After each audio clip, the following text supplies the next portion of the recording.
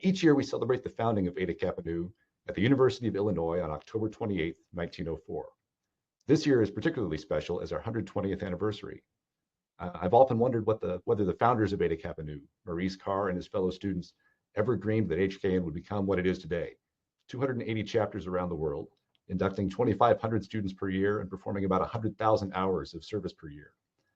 We currently have 40,000 current members, and we've inducted over 200,000 members since we began in 1904. Since merging with IEEE in 2010, we often partner with several groups within IEEE, such as the Educational Activities Board, the IEEE Foundation, the Technical Activities Board, Humanitarian Activities Board, and the list goes on and on. It's hard to imagine managing such a large, active, global organization solely by mail before email, SharePoints, and social media. And for decades, that's how Eta Kappa Nu and every other organization operated. But I'm certain that the community we foster and our impact on education, the engineering profession, and society are so much greater thanks to the contributions of the two men we're about to meet. To get us started, I'd like to introduce our Director of Festivities for the afternoon, Dr. Kahn Panetta. Karen serves as Dean of Graduate Education for the School of Engineering at Tufts University in Boston. She's a phenomenal researcher and inventor working in the areas of artificial intelligence, robotics, and machine vision. Karen is an IEEE Fellow. She's been inducted into the National Academy of Engineering and the National Academy of Inventors. She's a longtime Eta Kappa Nu volunteer and leader and served as the 2019 president of Eta Kappa Nu. Everyone, please welcome Karen Panetta. Thank you, Ryan. And welcome and happy birthday to HKN. I am really honored to do this today because I have had the opportunity when I was the IEEE Awards Board Chair and the IEEE Medal of Honor Committee Selection Committee Chair to meet and talk to both these gentlemen individually. So it's impressive is that when you talk to Dr. Vint Cerf, he mentions Dr. Bob Kahn, and if you talk to Dr. Bob Kahn, he talks about Vint Cerf. So while they're known as the fathers of the internet, I think of them more as brothers as founding the internet. So please join me in welcoming our guests today, Dr. Vint Cerf and Dr. Robert Kahn. So, gentlemen, welcome and thank you so much for joining us. I got to meet and talk to both of you independently, and one of the things that we talked about was how important each other and how the pair of you have worked so collaboratively for so long to make such tremendous impact. So I would like to start out by first just even begin to tell us the story of how the two of you met and how you came up with this unbelievable game-changing technology and a little bit about the evolution of it. So let's start about with you, Dr. Cerf. Talk about how you first met Dr. Kahn and what you thought of him. I think it would be more appropriate for Bob to start. And the reason for that is very simple. Internet was his idea, and he drew me into it. We worked on the ARPANET together at UCLA. Which is a project of the Defense Advanced Research Projects Agency. Bob was part of the team that developed the ARPANET at Bolt, Beranek, and Newman. But the internet spawned from the success of ARPANET. And I think Bob should explain what it was that he was thinking about when he came up with a set of criteria for the way in which a network of networks might run.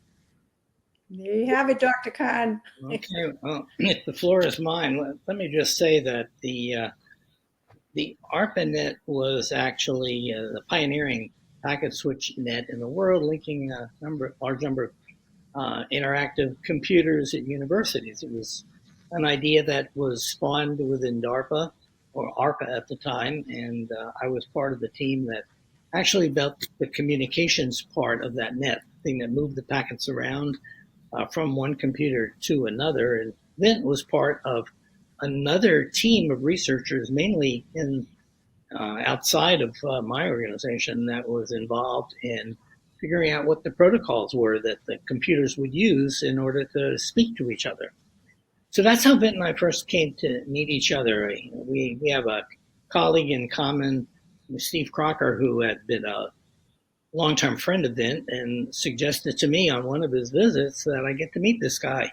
You know, he said he thought we would get along together, and just thought it was a good thing to do, not because of the internet. It hadn't really, occurred yet as thing to be working on. But so I did one of my trips out to the West Coast. I stopped by, I think it was at UCLA, and got to meet Vint. Actually, Bob, if I'm one other element that's significant here is that I was at UCLA as part of the Network Measurement Center, which is run by Len Kleinrock, who was a colleague of yours at MIT before he came out to UCLA. And because he was running the Network Measurement Center and I was the principal programmer for that effort, when you came out, or I think in probably January of 1970, you needed to find out how this thing was performing. And you had some theories about its potential failure modes, which your colleagues didn't agree with. And so part of the work that we did was to start building tests that would run the ARPANET up to its edge limits and cause problems, and which you anticipated and then succeeded in demonstrating as we went through one test after another, locking the network up in various and sundry ways. And I think you went away very happy because you could go tell your colleagues that they were wrong and they had to go fix some of the protocols that were operating the packet switches of the ARPANET. Well, that's absolutely true. And let me pick up on that in just a minute or so. I just wanted to finish the story before. I actually think I may have met you before January of 1970 because I came out to do the early testing on the ARPANET, which was, I believe, first time I was out there was in September of 1969, and I think you were involved in that to some extent. But yes, I was there at the time that the first node was installed on Labor Day or just after Labor Day. And I had met you before then because that was not the first time. And I think you were also there the second time when we were actually doing testing when we had a 4-node net. That might have been in January of 1970. So I think we may have met earlier than 70 because I'm pretty sure we knew each other when I went out for the first time. Well, that's a reasonable assumption. I had been at UCLA since 1967, and we were, in fact, Steve and I were bidding against you in 1968 when the RFI came out or RFQ came out. So yes, it very likely we might have met before that, especially if we're planning to do measurements in any case. So to just follow on that original line of discussion for a moment, after we had created the ARPANET, it became clear to me that there were other possibilities for networking. One of which was to make all the nodes mobile, and we actually started out later to build a program in what we call packet radio, which was one of the first things that involved mobile nodes and a packet switch net. Also had computer control of the radios. It was really the forerunner of today's cellular telephone or smartphone system that we now put in our shirt pocket. But back in those days, the radios were like a cubic foot, weighed 70 or 80 pounds, and were hard to carry around. And instead of costing, $1,000 or $2,000, cost the equivalent of about $300,000 or $400,000. So, other than that, it was very close. And we created yet a third net on Intelsat to link to European researchers. And so the motivation for the internet was the actual internet that was created was to link those three nets, which are all different interfaces, different data rates, different protocols, different error conditions, into a seamless net where computers on one could talk to the others without having to know all the details about how to move the bits around. The idea for the interneting protocols actually came from my concern that the ARPANET protocols that Vint and Steve and others were involved in creating would not work in a multiple network environment. They were really only designed to work on the ARPANET. Yeah. So if you routed something to a destination on the ARPANET, there was no way for that destination to know what to do with the packets if that wasn't the end of the road. And so also I was very concerned that if there were errors in transit or you were blocked in transit, the ARPANET protocols would not really work very well in an environment of multiple networks.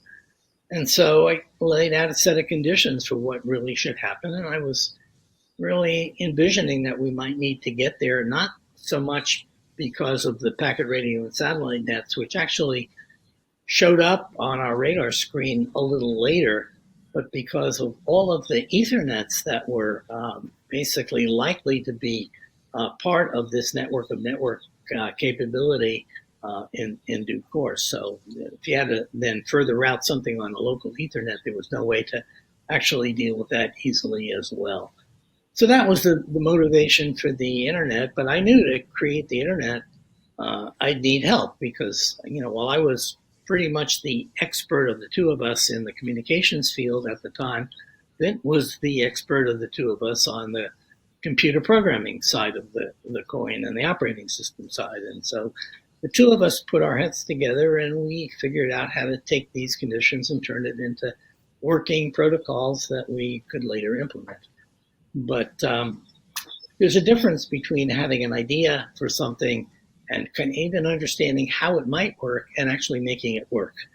If you're a building architect, you might learn all the tricks and trades of how to build a building and you can visualize it in your mind's eye. That doesn't mean the architect can go out and actually, put the bricks together. Vint and I both got started down that path. I think without his help, I would have gotten nowhere, and without me, he would have gotten nowhere. So the two of us were really jointly critical to this, and that's what happened. But we were fortunate to have a lot of help from the community at large to pull it off. So it wasn't all just the two of us, although we were there at the instigation point. The other question that he mentioned was about all the stuff that we were expecting on failures on the original ARPANET. That's true, but that's a slightly different story. What I was concerned about early on was that with all these packets in the net, there could be too much congestion or even lockup, that things could come to a grinding halt. There's a notion in transportation theory, it's called the Boston box, where a car going in one direction is blocked by a car perpendicular to it going in another direction, which in turn is blocked by a car going perpendicular to that car in another direction, and that's blocked by a fourth car. And all four of them can't move until one of them moves, which is not possible. So I was very intent on trying to figure out a way to make that happen. And I was working with a number of other people in BB&N, where we built the communications piece of the ARPANET, and they didn't think that was ever going to happen. That is, it would be more like being in a room and worrying about all the oxygen molecules suddenly accumulating in the corner of the room and everybody suffocating. And therefore, the argument was, why put fans in every room if that's never going to happen? On the other hand, I could see how it might happen. And when we went out to do the initial testing of the net, we managed to set up a procedure which I thought would end up blocking it up, and it did within, a very small number of packets, like a dozen or so. And so when that all happened, we came back and reported it to the management at BB&N, and they refused to believe it at the time. It could never happen. But eventually, some of the other people, got worried about it. They took a look, did their own simulations, and eventually we actually redid a lot of the core part of the net to make sure that couldn't happen again. So thank you for that, Vint. But that was one of the early traumatic moments we had. So, and that's how you enumerate. You called it the Boston box. So that my home city, you gave it something negative to think about. So we'll remember. It's not about Boston, really, although they have a lot of traffic from time to time. So you can get traffic congestion like that blocks it. So you literally get a logjam. You can't move. So just a couple of little additional points to make here. One of them is that after this experience with the ARPANET work, Bob, at the end of 1972, went to ARPA, and I left UCLA after finishing my PhD and went up to Stanford University. And so that's where we reconnected in early 1973. But I wanted to also remind everybody that 2024 is a very interesting anniversary year for a number of things. The Eta Kappa Nu, obviously, in 1904. It turns out Marconi was born in 1874. That's the 150th anniversary of his birth. And I was just in Bologna celebrating that event with the Marconi American and the Italian Marconi societies in Bologna. And the other important date is 1974, which is when IEEE published the first article that Bob and I wrote about what the internet could be and how it might work. So that's the 50th anniversary there. So there's a bunch of round numbers here that seem to culminate in the 2024 celebrations. In your original paper, did you anticipate that there'd be video and phone calls, video calls, and all these other things? I think the answer is not in that paper necessarily, but very soon thereafter, Bob was already, in fact, one of the reasons he was looking at mobile networking and satellite networking was precisely to handle voice, video, and data. And he had a packet voice project underway with Lincoln Laboratories and the Norwegian Defense Research Establishment. So Bob's anticipation was that all modalities, voice, video, and data, would have to be carried in this system. Yeah, and we set up a number of programs to demonstrate it. You'd be very interested to know that we first demonstrated packet video across a 50 kilobit ARPANET using 64 kilobit PCM. The way we did that, it was obviously not possible to actually send it through the net in real time because the operating systems didn't even run that fast. They were kind of restricted just based on how fast they ran at the time. They're running maybe 10 or 20 kilobits a second, something in that range. So what we did to see if it would work was we pre-positioned digitized speech at a destination, let's say Lincoln Lab. And as we started to speak at the sending point, instead of trying to send speech or even what we had pre-positioned, every time we said something, we sent a tiny little packet. That basically is packet number 1, and next one was packet number 2, really tiny. And when they arrived, they would put out segment number 1 of the video or the speech, segment number 2, segment number 3. And so if the packets were delayed in the net, the presentation would get delayed, but we could at least get these tiny little marker packets going and show that it could work in principle. So then we set up a real program and actually demonstrated it. And in fact, Lincoln Lab hosts in their the lobby in their main headquarters building up in the Boston area an IEEE milestone plaque for the first demonstration of packetized voice, which is, of course, in essence, what VoIP is today. Mm-hmm. Yes, yes. So for those of you that don't know, an IEEE milestone is some historic advance in technology that IEEE celebrates. It's true. When I set up the packet voice program, the goal I stated for everyone those plaques was to get the throughput rate down to less than 1 kilobit per second. Now, at that time, most speech was handled at 60 per second or 56 PCM in the Bell system, but there were speech coding techniques that would code it down to 16 kilobits or even 8.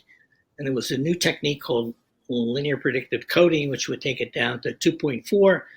My argument was that if you could packetize it and just not send data when you weren't speaking, that half of the data would go away, and therefore your data rate would get down lower. And also because, there are periods even when you are speaking when you're not actually uttering things that have to be sent. And so a lot of the community thought that was pretty crazy, but they weren't thinking of it as an architectural phenomenon. They were thinking of, could you create an algorithm for coding speech that would give you, good quality speech at the end at that kind of a very low rate? And of course, they still haven't quite gotten there today, but if you look at it architecturally as what you could do in a packetized net, is taking the advantage of when you have packets to send and not sending packets when you don't have them. We actually got there. The same with video. So here we are using exactly various of these kinds of methods, although unfortunately we're probably using something better than LPC-10. My experience with that particular compression scheme is that if you talked through it, you sounded like a drunken Norwegian. And Bob may remember that when I was at ARPA, I had to demonstrate this to some generals over at the Pentagon, and I was trying to figure out how to do it. And I remembered that one of the participants in this packet speech program was Ingvar Lund of the Norwegian Defense Research Establishment. So I had him speak through the Defense Department's Autovan system, which is their circuit switch voice network. And then I had him speak through our LPC-10 packet voice system, and it sounded exactly the same. I just didn't tell the generals that everybody would sound that way. Yes. So, gentlemen, just so you know, there's questions coming in on our chat from our students.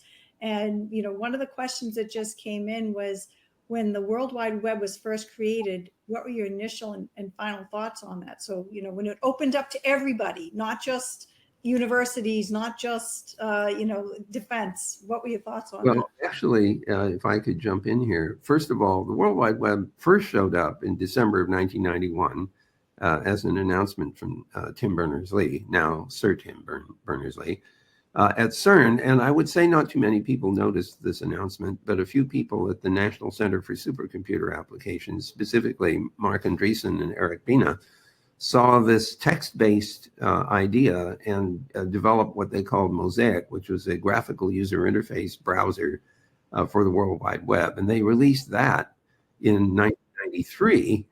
And at that point, got lots of people's attentions. But I think I want to remind you that the internet, while it was only available for a long time, from 83 when we turned it on operationally until about 1989, was only available to people with research contracts or who were in the Defense Department or DOE or NASA and so on, who had built backbone networks based on the TCP/IP protocols. But it turns out in 1989, 3 commercial networks were started. So starting in 1989, before the World Wide Web, we started to see commercial usage. And then 91 comes with the first World Wide Web from Tim Berners-Lee. And then 93, we get Mosaic, which turns into another product that was called, from Netscape Communications, called Netscape Navigator in 1994. That company went public in 1995, and the stock went through the roof, and the dot boom is on. So it's that time frame around 1995 when you start seeing this explosive interest in the internet and the World Wide Web. That was great feedback, because I think, you know, you've thrown out terms about Netscape and other things I'm sure our young students have never heard of, but we're really instrumental in bringing the technology to the general public. Bob? Well, what Vint said is pretty much accurate, but I would have told the story a slightly different way. So let me just say, one of the questions you asked was what the reaction was to the web. Well, I first met Tim Berners-Lee in January of 1994 when he was looking to set up a consortium. And we had been developing, Vint and I actually had been working on an effort at CNRI where he and I had started our activities on something which we call knowledge robots or NOBOT programs. These were kind of artificial intelligence-based systems that could navigate the net on your behalf and carry out interesting tasks in a mobile environment. And unfortunately, we released the report on that, which is called The World of NOBOTs, and you can probably find it on the net. I think it's still marked draft because of what the patent lawyers told us at the time. And we kept it to a limited circulation of folks in industry. And they all thought it was a terrible idea because just at the point where we released it, there was a worm released on the internet, or a Trojan horse, whatever the Morris worm was actually. That was a worm. That was literally just it was a self-propagating worm. That's exactly right.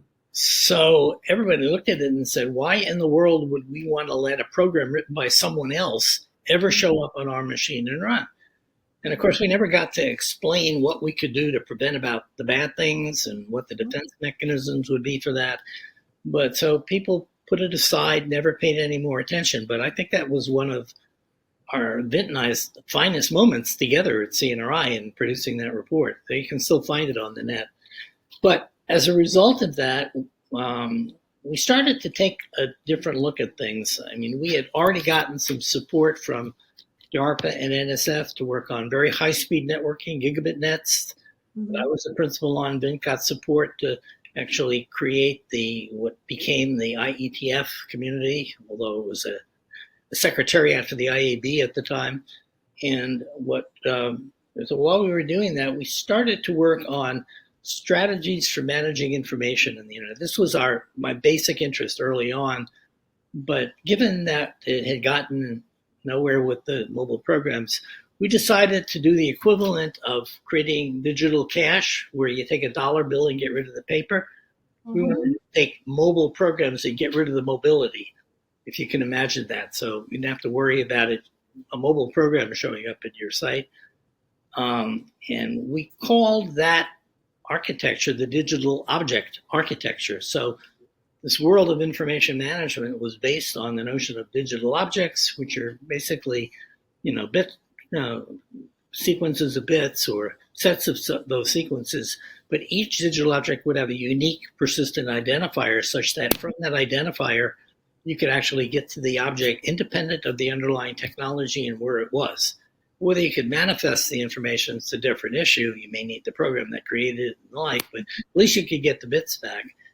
And that turned out to be a very important program broadly, and certainly initially in university library community, which adopted it right away, and very shortly thereafter, at about the same time, in the publishing community. And so most of the major scientific journals, certainly all of the IEEE journals, I believe were all the major ones, all the ACM journals, all the medical journals, all use these persistent identifiers to identify their article. In the case of the publishers, they branded it. We call them handles. They call them digital object identifiers in abbreviated form, which are DOIs. But they're used by many players around the world in other countries, including some that are not necessarily our friends. And it's now a basic staple, an infrastructural staple of the information management community. So I met Tim Berners-Lee in January of '94, as I said, and he wanted to set up this web consortium. And I talked to him about what we were doing on digital objects, and it's clear it was very different from the web in some ways, although they were both involved in accessing information. And the discussion he and I had to do with some 30 questions or so that I had, of which probably the most important one was, what are you going to do about misinformation or disinformation on the web? And he said, well, I didn't have an answer to that right away, but he took my list of questions. He had to go back and think about it. Meanwhile, Mike Artuzos at MIT was looking for new things to do, and he asked Al Veza, who was then his deputy, to go see if he could convince Tim Berners-Lee to set up this consortium at MIT. And before he got back to me with answers to any of the questions, which I think many of them would have been hard for him to answer clearly enough, MIT had made him an offer and he accepted. But virtually at the same time, Al Veza, who handled that for MIT, left MIT to come work for CNRI. So it was a very funny kind of situation at the time. But I was not sure that the web was going to be a good long-term solution. I could clearly see it as a very helpful short-term solution. I use it myself quite a bit because it really does make for easy access, but it's got all kinds of issues as well, as you know. We're now encountering even in spades with all of this deep fake stuff with AI technology and the like. Mm-hmm. But that was a situation back then. That was I could also relate one other thing to you, which is I got asked by the Royal Society in the UK to give a lecture that was on the digital object architecture. I would think maybe at least 10, 15 years ago. And there was a fellow who had created, along with Doug Engelbart, had created a system for managing information called back in the 1960s. He gave a very famous demo of that. And there's another fellow named Ted Nelson who had created a system called the Xanadu, which was somewhat like that, and often felt that he didn't get enough credit for what he did because it came before and he wasn't seen to be recognized. So I think he's had a concern about that. So I gave this lecture, and the way that Royal Society works is they always have a rapporteur to comment on your lecture when it's all done. Well, they picked for the rapporteur Ted Nelson. And I was absolutely positive that he was going to rip me to shreds when it was all over. And instead of doing that, he got up at the end and he says, that solved so many of the problems we had with our systems back in the, 30 years ago, 40 years ago. But he said, what I want to do is talk about the World Wide Web. And he spent the rest of that time blasting the World Wide Web in smithereens. He had every reason why it was a terrible idea and every reason why ours was better. But the reality is that the web has gotten adopted worldwide because it was an easy thing to do. It built on a lot of the existing infrastructure. But the digital object architecture is also being adopted little by little, in some cases in almost a unanimous fashion, and in others little by little. And I suspect it will keep growing because it's really a good long-term solution.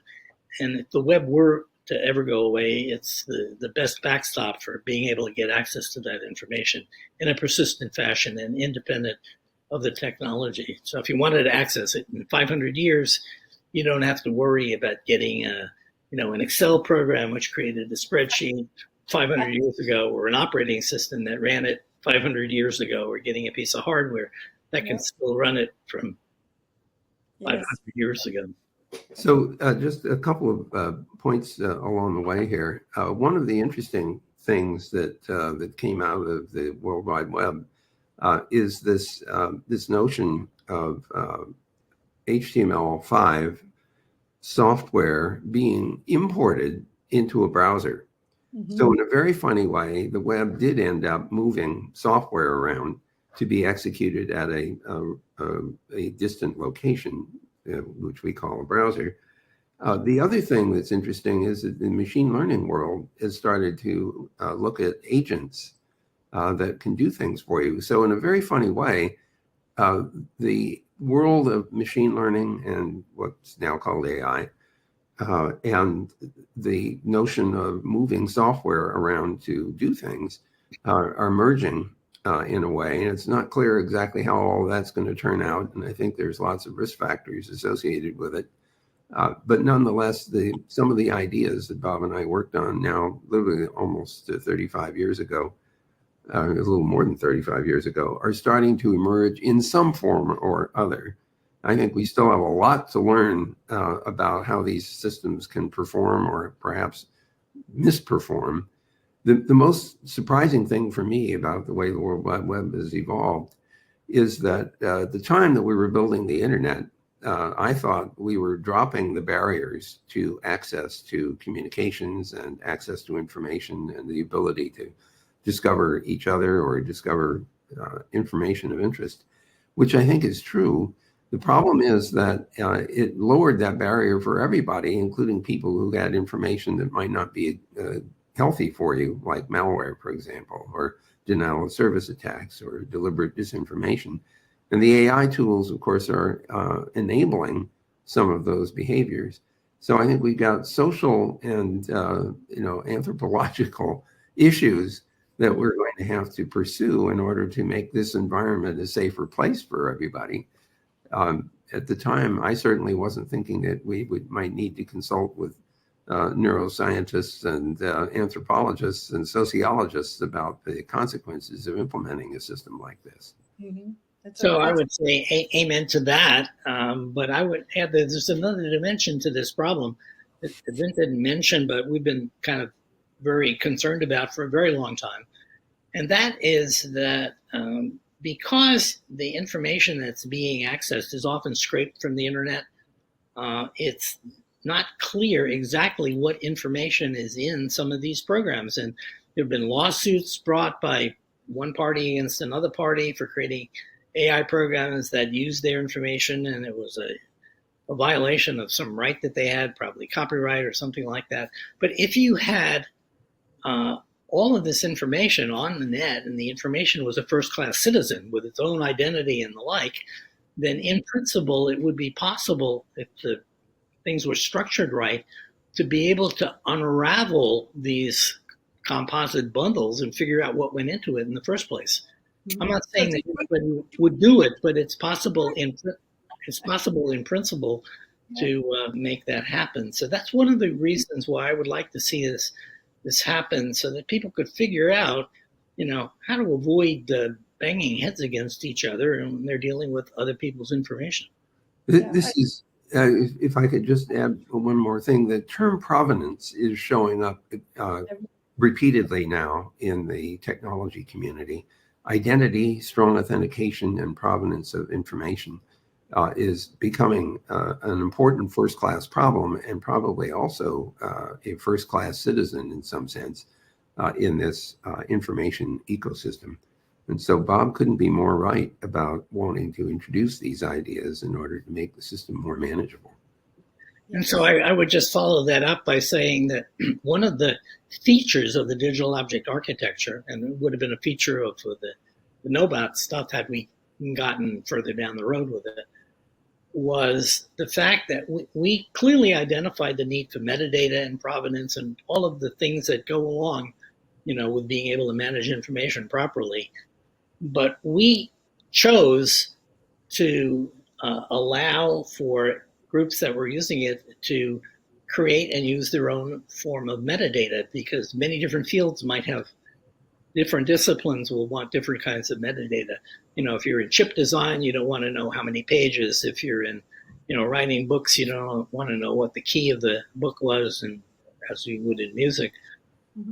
But by touting that as a feature, it left it open for others to look at it and say, oh, they didn't understand the importance of specifying the metadata. So they pick their own metadata and say they've got a better approach. It's mainly the digital object architecture with a specified version of metadata, which is just, sort of pinpointing what we had done and said, okay, use this form of metadata with it rather than that form. And of course, metadata will evolve over time as well.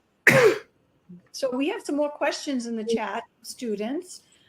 So one of them that they want to know about, because they look at you as giants and really successful, they want to hear about your failures. So even if it was failures, something you tried, or how did you overcome it? What were your failures? Well, I have one. It's sort of a mixed bag, but in the case of the internet, when we started this work, we started with a simple 32-bit address structure. It was just an experiment. We thought we would only need like up to 256 networks in order to carry out this experimental work. And the problem is that in '89, the IP version 4, what I would argue is an experimental structure, got released into the wild. And by '92, we got worried about the address space and its allocation, and invented something called IP version 6, which is a community in the Internet Engineering Task Force that spent four years arguing over a variety of alternatives. IPv6, which has 128 bits of address space, is still only, I would say 30 or 35% penetrated in the Internet. That is to say, not all the Internet service providers support it. And so that has not succeeded in replacing IP version 4. And it's been a disappointment, because it would be nice to no longer worry about things like network address translation and, certain kinds of asymmetric communication that could have been overcome with IP version 6. But the problem is that at the time we released this in 1996, by we, I mean the Internet Engineering Task Force, the world didn't need immediately these larger address space, because everybody was still consuming the earlier one. And so it never got the attention that it deserved. And today, of course, we're using all kinds of hacks in order to make everything work. That was one place where I really wish that there had been more success in getting it implemented broadly before the network got so big. Well, I would not say that was a failure on Vint's part at all. I would just simply say he's reflecting a disappointment that it didn't go faster. But, it's still a work in progress, and we'll have to see what the future holds. in my case, I keep plugging away at different infrastructural things here and there. Some of my biggest disappointment, I would say, wasn't a failure, was that I couldn't get more interest broadly in the country and elsewhere in the importance of investing in information infrastructure, because that's what I thought CNRI really should focus on. I still think it's an important thing to focus on. I'm still talking with people in the research community and some of the universities and others around the world, because this is not, in national infrastructure is in an esoteric area is not something that the government can do all by itself, unless they happen to be fortunate to have people like myself or Vint happen to be there, happen to have the budget, and happen to be able to act on it. But that's a rare, coincidence, a confluence of events. And it can't be done in industry directly until there's a real need for it, before they're willing to coalesce around doing something collaboratively, making it happen. So that's one of the issues I wish I'd gotten more attention. One of the things that I tried. Bob, I just wanted to ask you a question about that. On the infrastructure side, in the Biden administration, there are a $42 billion program for internet infrastructure going through the NTIA. Certainly does finally get to the point where significant funding is behind that in order to reach some of the rural parts of the U.S.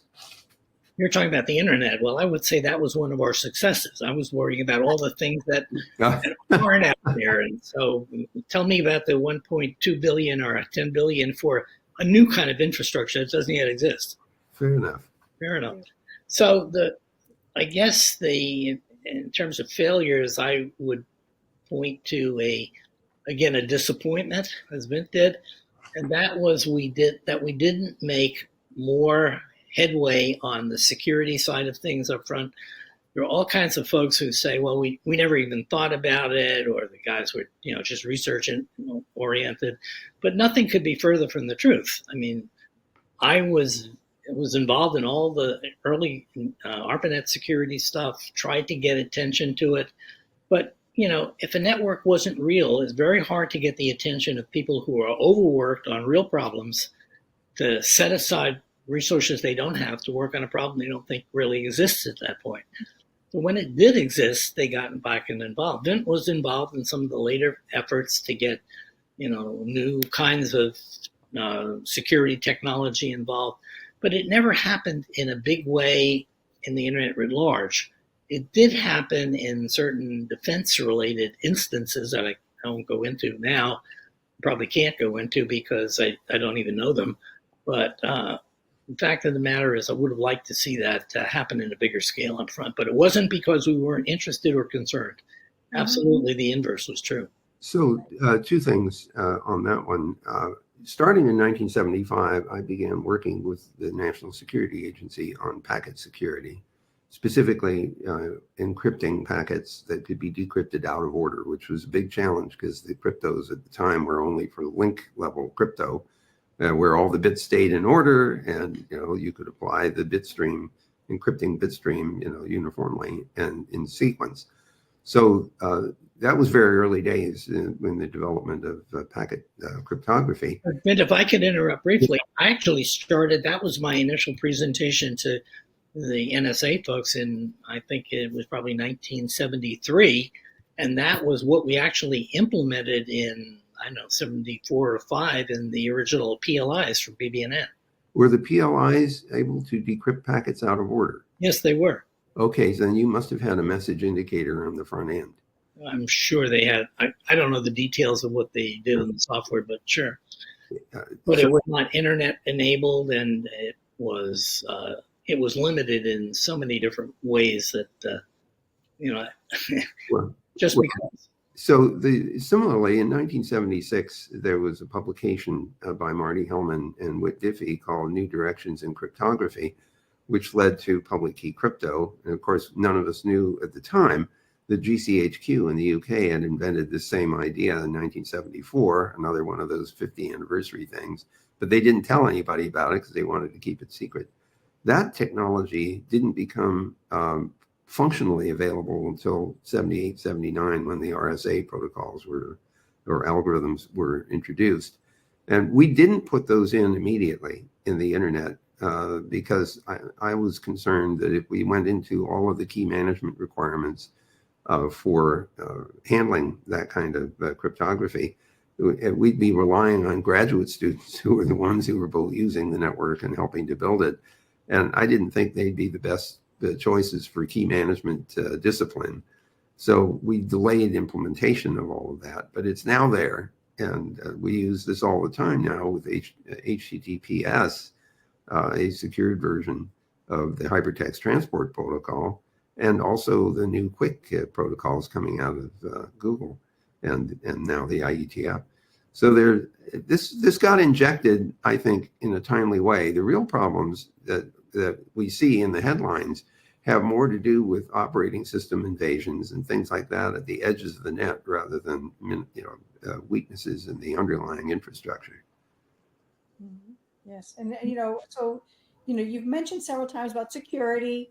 You thought about it. You talked about building for the future. It's almost like I have to go back to my Boston, right? We didn't build those roads and highways, and now we're we're wishing we did. It's because nobody thought there'd be that capacity. But one of the questions that I see in the chat that's probably relevant to now, and we've alluded to it, is about artificial intelligence. And the question says, will AI be another wave in the World Wide Web? I think you've already answered that, but in a sense, give us some of your top, what you wish we would do next for AI and how we could handle it. So I hear security, but what else would we Well, let me just say that the term itself is just a label. I mean, you can talk about education and say, what should we do in education? But you got to break it down into the specifics.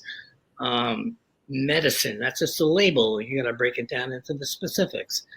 Mathematics, just a label. Break it down into the specifics. AI, I mean, in the early days, when the concept was first proposed by people like John McCarthy from Stanford, at MIT at the time, I guess, Minsky, Newell, and others, the idea was that you could get machines that really would be intelligent without really being able to say what intelligence really meant. Mm-hmm. But the kind of programs that were supported by that, since DARPA was a main supporter, ARPA at the time, you wouldn't believe it today, but operating systems were viewed as intelligent because they could deal with multiple users at the same time. Must be really intelligent to do that. But once they figured out how operating systems work from an engineering point of view, it no longer was artificial intelligence. It was now just engineering and computer science. And that has been the history of this field over and over and over. Things that seemed like maybe machines couldn't do it became possible when you branched out from the idea of numerical processing, just number crunching, to symbolic processing or heuristic processing, where you're dealing more with really the meaning of things, or the symbols that were there rather than the numbers themselves. So I would like to see people have more of an awareness of that, because AI is no one thing. Mm-hmm. And AI is not, it's not like you bring, a computer to bear on something.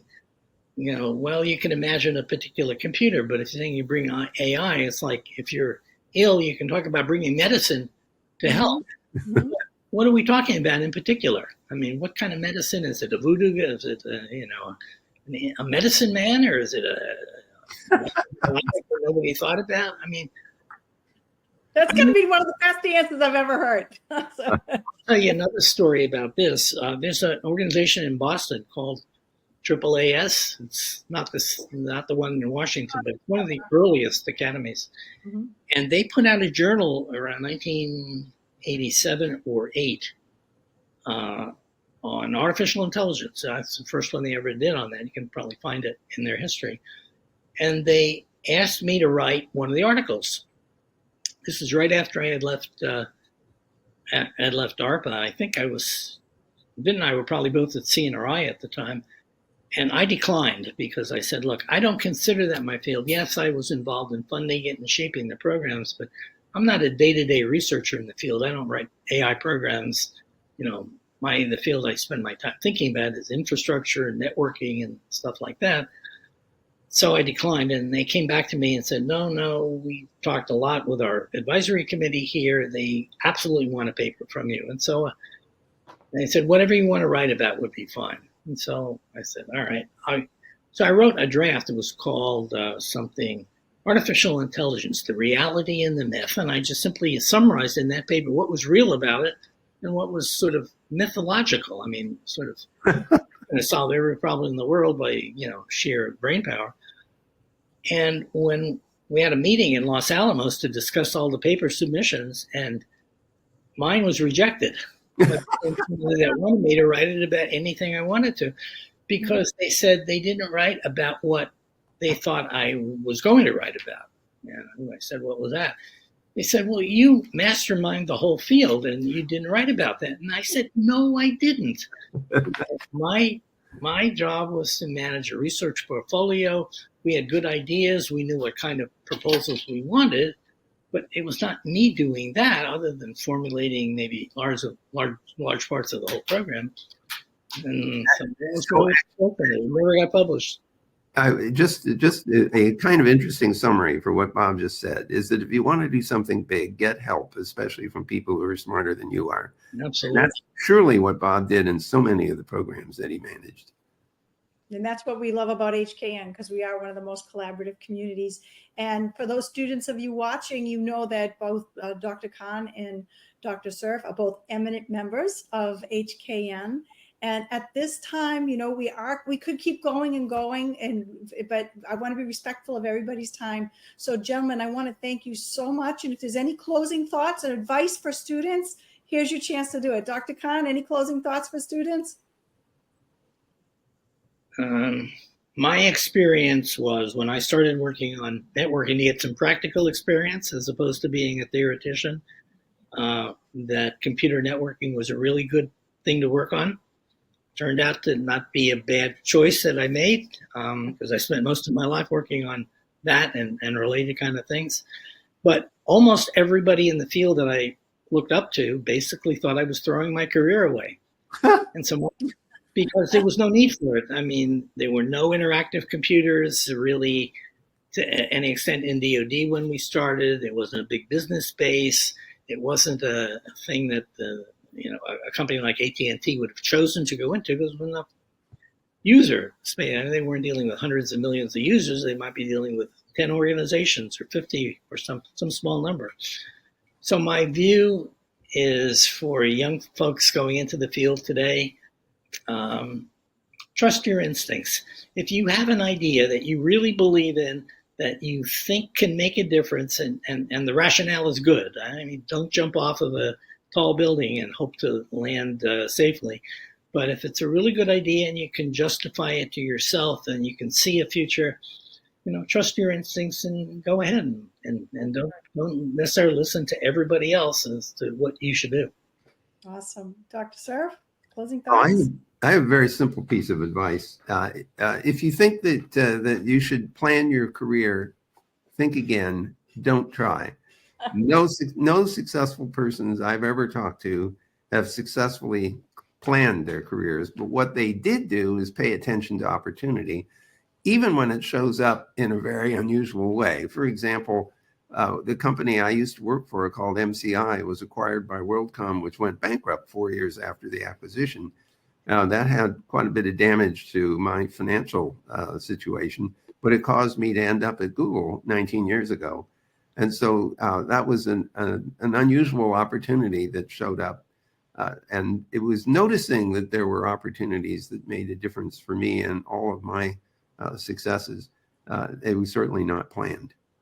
Oh, to state that in a slightly different fashion, because I agree with Vint, is whatever your plans are, if you have any, leave a little room for serendipity. Yay. There we go. Here we go. So everybody, happy birthday to HKN. And again, thank you to our special guests, Dr. Cerf and Dr. Kahn. It's always a pleasure. And we look forward to seeing all the new exciting things that you're going to do in the future. And thank you so much for being role models to generations of students. Thank you so much. Bye, everybody. Take care. Thanks so much. Bye for now.